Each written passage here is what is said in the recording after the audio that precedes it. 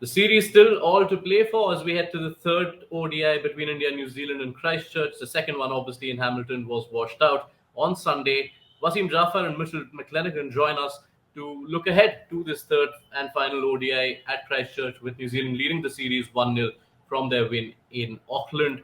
Wasim, we spoke at length about India excluding Sanju Samson from their playing 11 for the second game. What is the lineup you expect to see as India look to level this series in this decider? Well, I think they'll back probably the same 11 they played in the second ODI. It will be very unfair on Deepak Hooda as well, because he didn't get an opportunity to do anything to leave him out again and bring in probably Sanju again. So I don't know. I'm not too sure. I'm feeling that India will probably go with the same 11 and stick with that combination. Mitch, on the New Zealand front, there was one change as well. We saw Bracewell come in for Adam Milne, with New Zealand adding that right arm off spin option, and obviously he adds more with the bat as well. Do you expect that combination to continue? Definitely down at Hagley. It's a bigger ground. I expect them to play two spinners.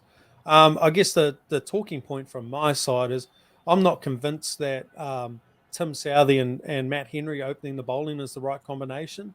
I know Matt Henry's has bowled really well and he's been waiting in the wings for a period of time, but he's the same bowler as Tim Southee. So if there's a wind across the ground, as we've seen in the first two games, Matt Henry's biggest asset is swinging the ball away. So Tim Southee's always going to take that outswing end.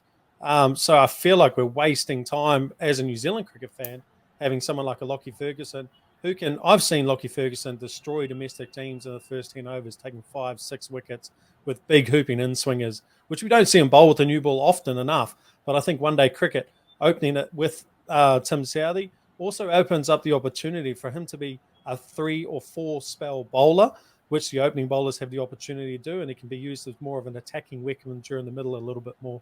All right, let's just wrap this up with quick predictions from both of you. Let's start with you, Mitch. Are you expecting a New Zealand series win, or do India claw back and draw the I think it'll be a tough ask. I was impressed with how India started today with the bat. Shubman Gill and Shikhar Dhawan were great at the start.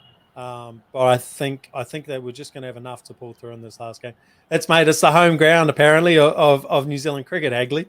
So it's a big ground. So it's conditions that we're familiar with. And it's a fortress down there, and the crowd will be out in full spirit.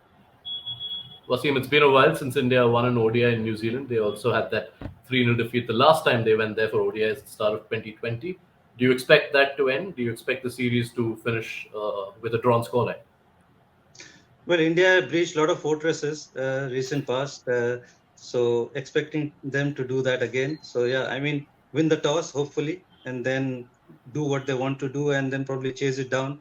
So I'm expecting them, the first thing first, if they win the toss, bowl first, and then chase it down. So hoping for that.